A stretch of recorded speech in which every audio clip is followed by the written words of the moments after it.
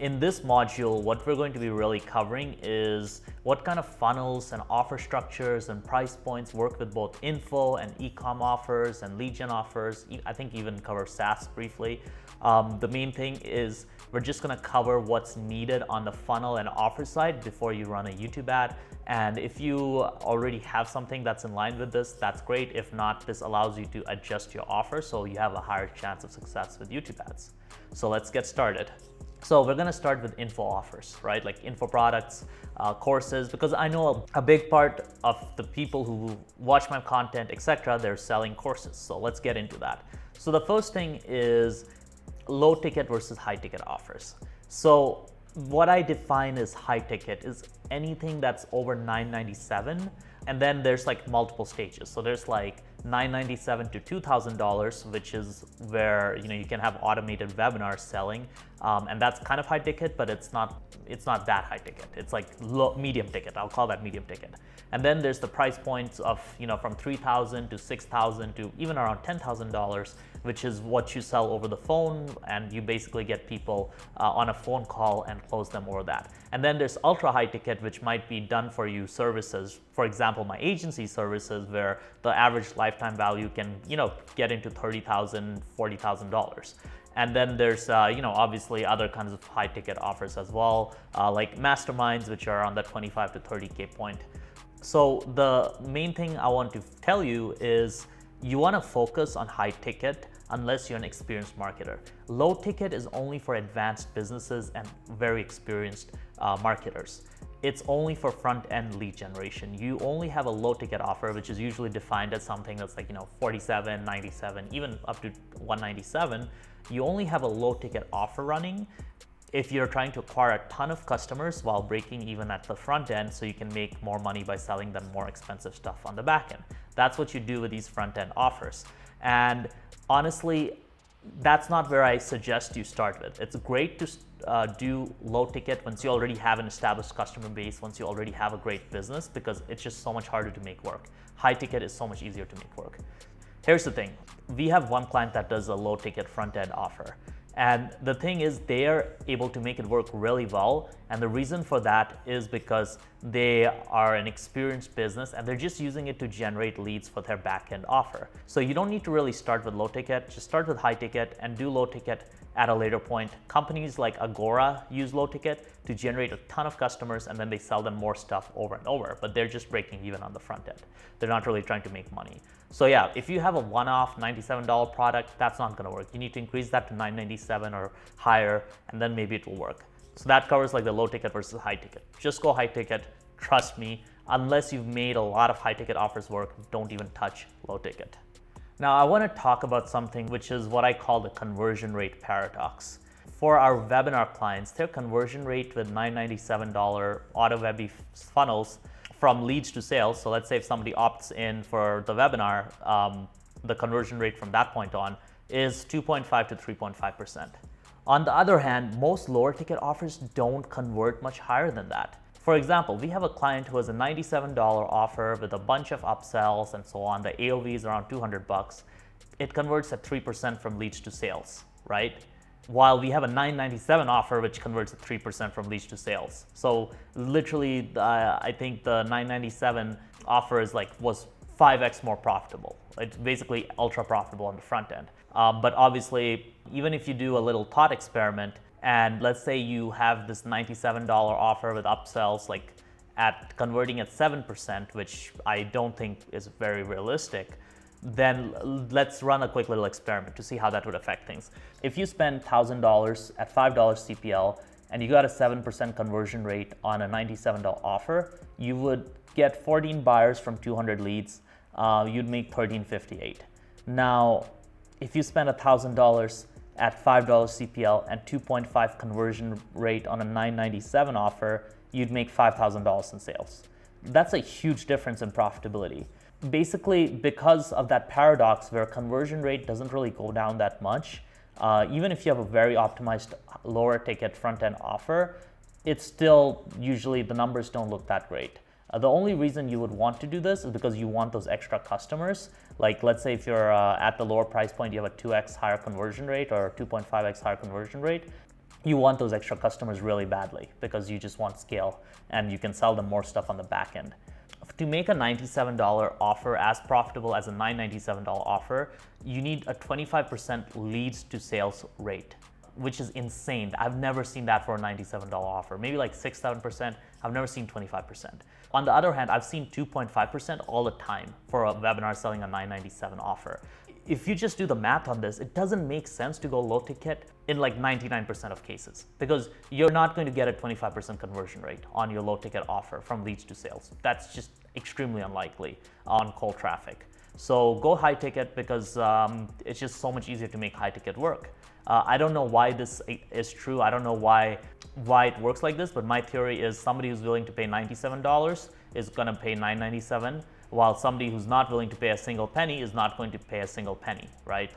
Usually you'll have a drop-off of some people who won't pay a higher price, but a lot of those people will. And that drop-off is minuscule in comparison to the extra money you'll make from the higher price point. So yeah, that's my rant. Go high ticket, please. Now let's talk about high ticket offers and the various types of high ticket offers. So there are a couple of different types of offers. There's broad and there's niche. So broad would be very big audiences, very big markets, like how to lose fat, how to make money online, how to start a business. And a niche is something that's much more specific, where you're targeting a specific customer type and solving a specific problem. So for niche, you'd have how to make nail salons more profitable, how to scale e-com brands with YouTube ads. Those are niche offers where people will pay a lot more money for that solution, but you'll have a lot less people. So broad offers are lower priced, massive scale, and with lower margins. So think of, $1997 auto webinar offers, or Tai Lopez's $297 courses, and so on. These are automated funnels. Typically they're going to a huge market and they make up for lower margins with massive scale. So even if the ROI isn't that amazing, just because there's so much being spent, you make it up with scale. Now in terms of the niche, you have higher price, lower scale, but higher margins. So you'll have something that's very tailored to a specific person, and it's going to cost something that's higher, like a $6,000 group coaching program, but it's going to solve a very specific problem for a very specific person, and you don't need to make that many sales. If you make 10 or like 15 sales a month, you're almost at 100K a month. While with the broad offers, it's just going to require a lot more sales than that. I'm going to talk about the high ticket matrix. So as you can see, there are 4 different parts of it, right? There's like basically what I define as medium ticket, which is $997 to $1997. I think that's still high ticket, but I'm just calling it medium so we can differentiate things. So that's $997 to $1997, right? And if you look at this, right, you want to pair it with the right audience, right? So in this image right here, you have a medium ticket broad offer. That's a green, aka that's a good thing, aka that's scalable, because you're going out to a very broad audience. So you have the volume to make up for the lack of margin because you're going at a lower price point. But if you go for a medium ticket niche offer, it doesn't work because it's going to be too expensive to reach your audience and you're selling them at a price that's too low for that problem. So for example, we had a client who was selling a very advanced e-commerce program, but his price point was $997 and he was selling an auto webinar. He was doing an auto webinar to that audience. If he had done a $6,000 offer and sold with a VSL and call funnel, which is basically get people on the phone after they watch a video sales letter, he would have done really well because he was targeting a small audience and basically hitting them with an offer that would be extremely beneficial.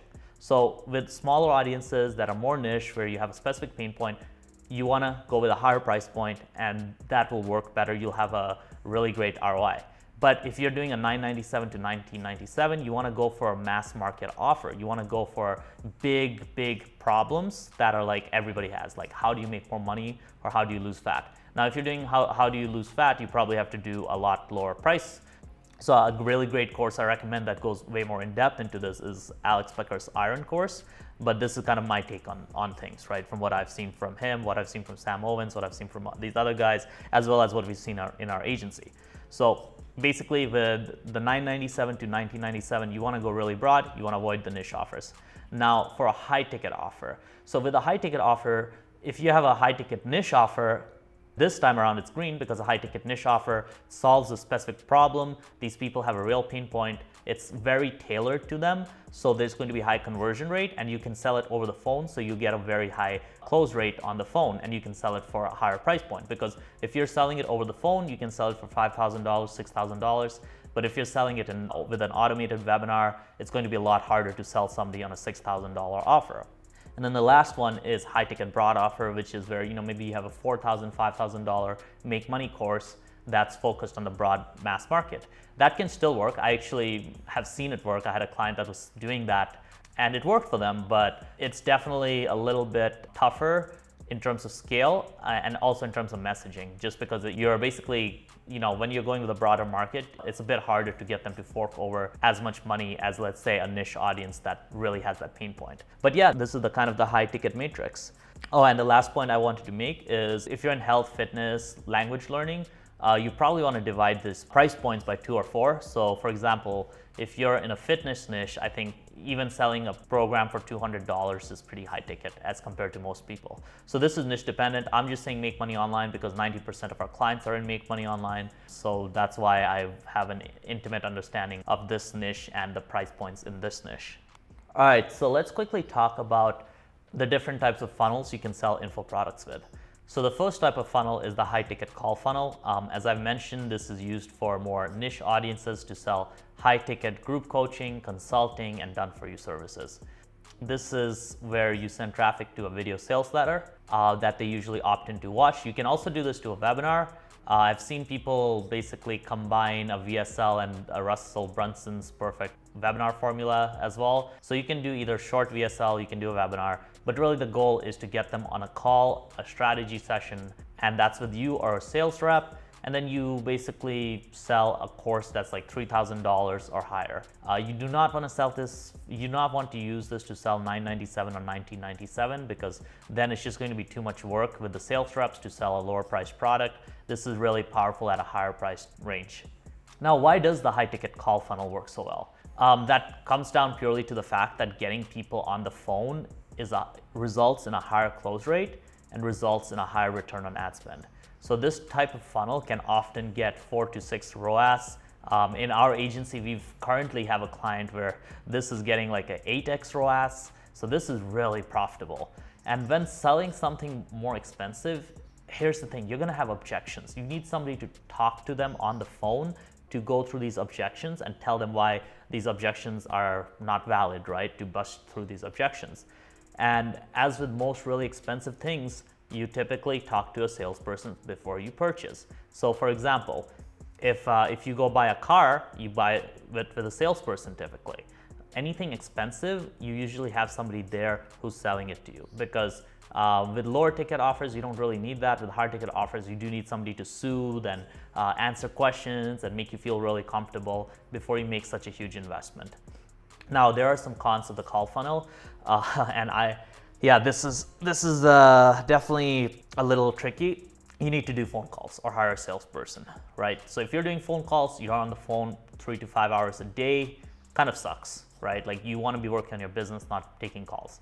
Now, if you hire a salesperson, you have to manage them and you have to hire them, and salespeople can be notoriously difficult to work with. You know why? Because they sell. So they're going to sell themselves to you. They're always going to want raises. They're always going to want more money because they're a salesperson. And because of that, it's a lot harder to scale than a webinar funnel. Because an auto webinar funnel, you don't need salespeople. You don't need any of that. All you need is you just have your webinar and you have your cart and then you have your email sequences, and it just makes sales on autopilot without you having to do anything. So, and then you'll need to hire, train, and manage the sales team. So if you have a really high ticket offer and you're able to figure out the sales team side, this funnel is scalable. I have had a client that's gone to 8 figures with a phone call funnel. So the only thing is you just need to be aware of the added complexity, and you need to make sure that you're prepared to take that on. Example, my business partner, he actually has run call centers. He's had run sales teams. So for us, it makes sense, to do this kind of funnel to sell something like the course. We still haven't decided. We're still figuring out what we want to do. But, let's say you came in through a call funnel, then you'll see why, because my business partner has done this before. Now, this is what kind of a VSL funnel looks like. You want to be hitting at least a minimum of 3x return on ad spend to deal with like the added complexity. And you want to make sure you have a tracking sheet, which I will have below. There'll be 2 tracking sheets below, one for this funnel and another for AUTO-WEBBY funnel. And this is kind of like basically based on internal metrics that we use at Linx. So we want to make sure on the ad we're doing 1 to 2% CTR. Sometimes you get higher than 2%. You probably at $1 to $3 a click. And then with the opt-in, you're between 10 and 30. Sometimes you're higher. We've had opt-ins at 40%. So usually you'll be paying between $4 and $20 an opt-in. And then, 5 to 10% of the people who opt in will actually fill out a strategy session form. So your cost per session, strategy session could be like, anywhere from $50 to $250. And then maybe 70% show up on the call, $65 to $300 per showed up call, right? And this can be higher, this can be lower, depending on your niche. And then you get a 10 to 20% close rate on fold sales. Then that means you get a $600 to $2,000 cost per sale. So here's the deal.